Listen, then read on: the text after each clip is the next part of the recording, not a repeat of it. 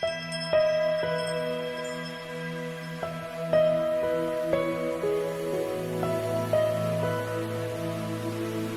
நாளிலே கூட கர்த்தர் நமக்கு தருகிற ஒரு வார்த்தை, நான் உனக்கு கேடகமும் மகா பெரிய பலனுமாயிருக்கிறேன். கிறிஸ்துவில் பிரியமானவர்களே, ஆண்டவரும் இரட்சகருமாகிய இயேசு கிறிஸ்துவின் ஈடு இணையற்ற நாமத்தில் உங்களுக்கு அன்பின் வாழ்த்துக்களை தெரிவிக்கிறேன். நல்லா இருக்கிறீங்களா? எல்லாரும் ஆண்டவர் கிருபையில் நலமுடன் இருப்பீர்கள் என்று கர்த்தருக்குள் நம்புகிறேன். ஒவ்வொரு நாளும் நிஜம் தொலைக்காட்சி நிகழ்ச்சிகள் மற்றும் விசேஷித்த வார்த்தையை கேட்டு அந்த வார்த்தையை பிடித்து கொண்டு ஜெபித்து நிறைவான ஆசீர்வாதத்தை பெற்று வருவீர்கள் என்று கர்த்தருக்குள் நம்புகிறேன். இந்த நாளிலேயும் கூட வேதத்திலிருந்து ஒரு வசனத்தை உங்கள் முன்னால் வைக்கிறேன்.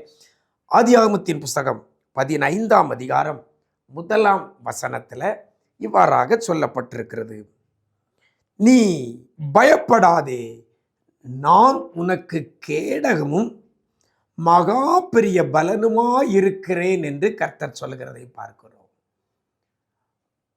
ஆபிராமை பார்த்து கர்த்தர் சொல்லுகிற காரியம் என்ன? நீ பயப்படாதே, நீ பயப்படாதே. ஏன் நீ பயப்படக்கூடாது? நீ ஏன் பயப்பட வேண்டாம்? அதற்கு பதில் சொல்ல, நான் உனக்கு கேடகமும் மகா பெரிய பலனுமாய் இருக்கிறேன் என்று கர்த்தர் சொல்லுகிறார். இந்த நாளிலே கூட ஏதோ ஒரு காரியத்தினால பயந்து கொண்டிருக்கிற தேவ பிள்ளையே, பயந்துகிட்டு இருக்கிறீங்களா?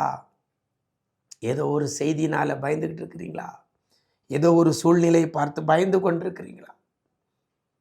ஏதோ ஒரு பிரச்சனையினால பயந்து கொண்டிருக்கிறீங்களா? உங்களுக்கு நேராகத்தான் அந்த வார்த்தை வருகிறது, பயப்படாதே, பயப்படாதே. நம்முடைய ஆண்டவர் பயத்தை போக்குகிற ஆண்டவர், தைரியத்தை கொடுக்கிற ஆண்டவர். எதன் அடிப்படையில் கர்த்தர் பயப்படாதேன்னு சொல்றாருன்னா, அதில் பின்னால் சொல்லப்படுகிறது, நீ பயப்படாத, ஏன்னா நான் உனக்கு கேடகம், உனக்கு மகா பெரிய பலனுமாய் இருக்கிறேன் என்று கர்த்தர் சொல்லுகிறார். உங்களுக்கு கேடகமாக கர்த்தர் இருக்கிறார், உங்களுக்கு மகா பெரிய பலனாக கர்த்தர் இருக்கிறார். அதனால தான் கர்த்தர் உங்களை பார்த்து சொல்கிறார், நீ பயப்படாத, நீ பயப்படாத. ஒரு வசதி படைத்த நபர் அல்லது நல்ல அதிகாரம் படைத்த நபர் நம்மளை பார்த்து பயப்படாதே அப்படின்னு சொன்னான்னா நம்ம நம்புகிறோம். ஏன்னா அவர் எனக்கு கேடகமாக இருக்கிறாரு, எனக்கு பலனாக இருக்கிறார், நம்ம நம்புகிறோம். ஆனால் ஒரு சின்ன பிள்ளை நம்மளை பார்த்து பயப்படாதங்க அப்படின்னு சொன்னால் நம்ம அதை கேர் பண்ணிக்கிட்டதே இல்லை. அது விவரம் தெரியாமல் சொல்லுது. நம்ம பிரச்சனை அந்த பிள்ளைக்கு என்ன தெரிய போகுது, சின்ன பிள்ளைக்கு என்ன தெரிய போகுது, நம்ம கடந்து செல்கிற பாதை அதுக்கு என்ன தெரிய போகுது அப்படின்னு சொல்லி நம்ம அதை கேர் பண்ணுறதே கிடையாது. ஆனால் பதவியில் இருக்கிறவங்க, அதிகாரத்தில் இருக்கிறவங்க, பணம் பலம் படைத்த ஒரு நபர் நம்மளை பார்த்து நீ ஏன் பயப்படுறா அப்படின்னு சொன்னார்னா உடனே நமக்கு ஒரு தும்பு வருகிறது.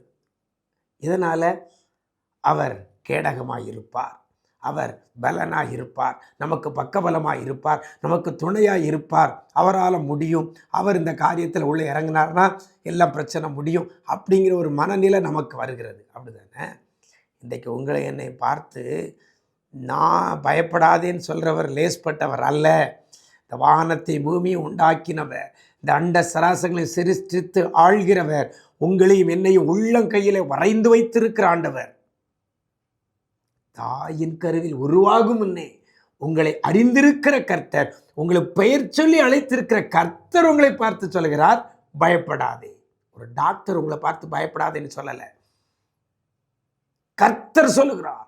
உங்கள் சரீரத்தின் அவயவங்களை எல்லாம் உருவாக்கின ஆண்டவர் சொல்லுகிறார், பயப்படாதே.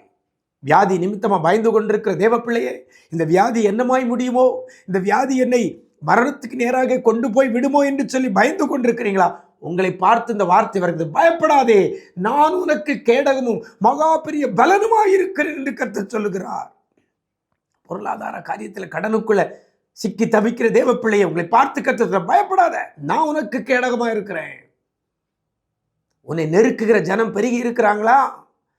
உங்களுக்கு உபத்திரவத்தை கொடுக்கிற ஜனங்கள் கூடியிருக்கிறாங்களா? கர்த்தர்களை பார்த்து சொல்லுகிறார், பயப்படாதே, நான் உனக்கு கேடகமும் பலனாயிருக்கிறேன் என்று சொல்லல, மகா பெரிய பலனாயிருக்கிறேன் என்று கர்த்தர் சொல்லுகிறார். இதை உங்களுக்குன்னு எடுத்துக்கிடணும். நம்ம சொல்லணும், கர்த்தர் என்னை பார்த்து சொல்லி இருக்கிறார், கர்த்தர் எனக்கு கேடகமாக இருக்கிறார். கேடகம்னா என்னது? பழைய காலத்தில் யுத்தத்துக்கு போகும்போது ஒரு கையில் வாள், இன்னொரு கையில் என்ன வச்சுருப்பாங்க?